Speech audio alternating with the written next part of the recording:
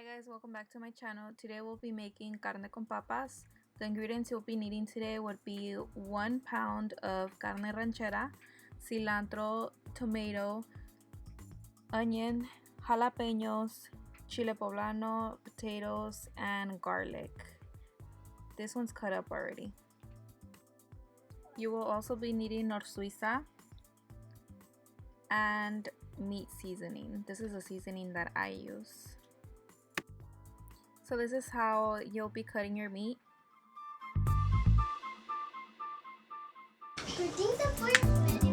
You grab all of it, flip it to the side like how I'm doing it, and cut it in like medium sizes, I guess, and just repeat it all over.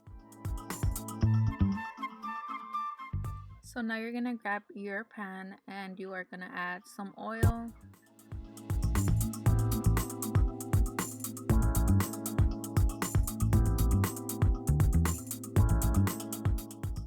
So once the oil is already heated up, you add your meat in there.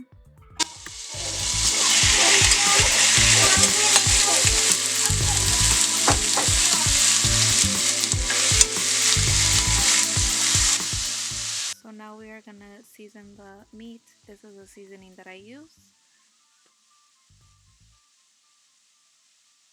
You can add as much as you'd like. It just depends on how salty you want the meat to be.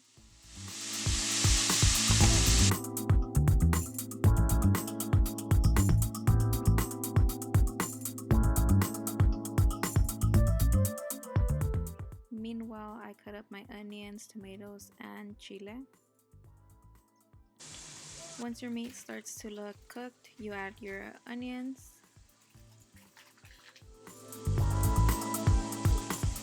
Now we're gonna add our garlic.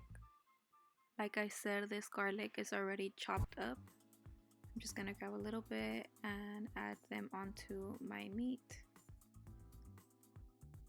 Okay, so now it's time for us to put the chile and the tomato in.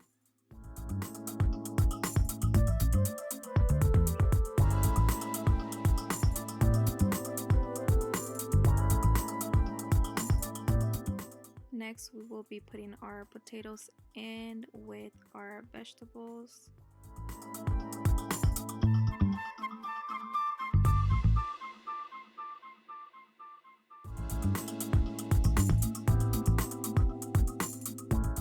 So now what we're gonna do, we're gonna toast this chile poblano. You have to make sure that the whole chile is looking burnt, I guess.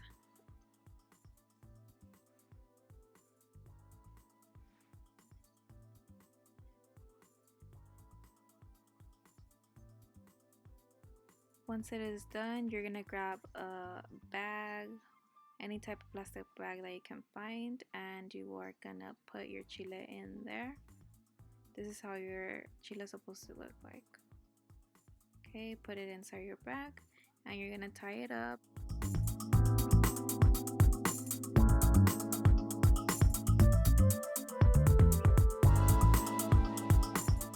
So now that it's tied up, you're gonna leave it in the bag for about 3 to 4 minutes. So meanwhile, we're gonna check on our veggies. We're gonna make sure that the veggies are slowly cooking. Okay, so after like 4 minutes, I grab my chile out of the bag and you will be able to tell that the chile is softened up. So now what you're gonna do, you're gonna take off all the black stuff that's on it, all the burnt. Take it off as much as you can. So now what you guys are gonna do, you're gonna take off the top part, just like how I'm doing it. Take it off, throw it away, and we're gonna open this up, and then what we're gonna be doing, we're gonna slice it up. But what I would do first, I would take off the seeds. I didn't do that in the beginning because I was distracted by my son. He was crying in the background, so I was just all over the place. But anyways, I mean, I ended up doing it, but point is, do that first. Take off the seeds first.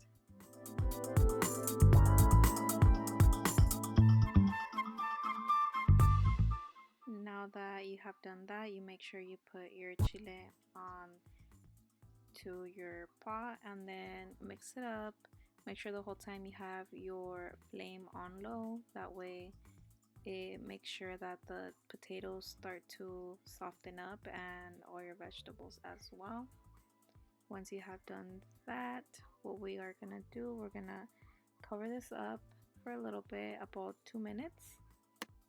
So next thing we're doing, we're gonna be adding water into our pot. You can add as much water as you want, it just depends on how juicy you want it. Stir it up.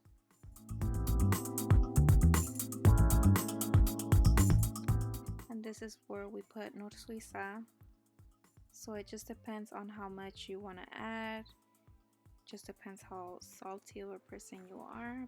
But this is how much I am going to add, and of course you can add as you go, just in case, you know, you can start off with like maybe 1 or 1.5 teaspoon, and then tablespoon, and then you could just go from there. So I added, I believe, 1.5, but I ended up adding more because it needed some more flavor to it. So you're gonna put the flame a little bit up, that way it starts to boil, and then once you start seeing it boil, you just taste to see if it needs more seasoning on it. If not, then you should be good. And this is where we add the cilantro. I personally don't chop it up with the knife, I just like to kind of shred it with my hands, not too small, not too big, just a pretty good size. Just sprinkle it around. You can chop it up if you'd like, but I just do it like this.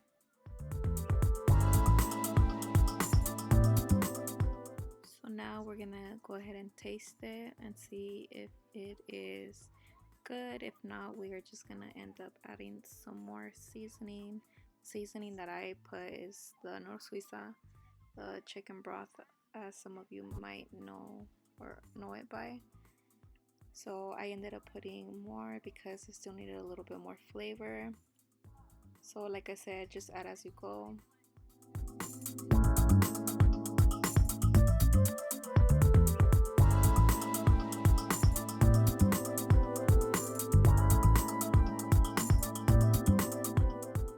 You'll know if your food is ready. You just grab a potato and see if it's soft. If it is, then that means you are ready to go. This should take about, I would say, 30 minutes max for the whole dish to be done, not for the potatoes obviously. So now I'm gonna tell you how I make my refried beans. I make sure that the oil is really hot, and then I add chile de árbol. I usually add about 5, but since I didn't want my beans to come out too spicy because of my kids, I only put 3, and I just leave it in there and make sure that they turn really dark, which you'll see right now that I flip them over. You're gonna see that they turn kind of black, I guess you can say. You'll see the difference in the color right now that I flip it. You see how it's red on one side, and now that I flipped it, it's really dark on the other side. And then pretty much I just let them get dark on both sides.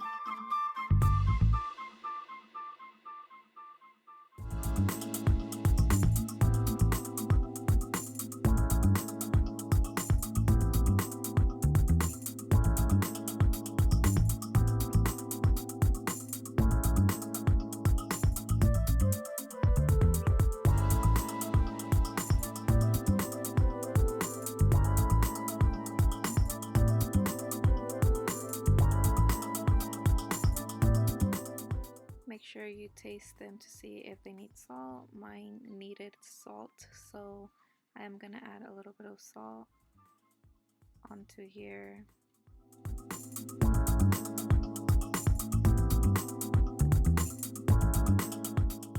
And now it is time to serve our plate. You can either serve it in a flat plate or in a bowl. Depends however you want to. I decided to do it on a flat one. So just make sure if you're doing it on a flat one, you add enough juice. That way it's not dry.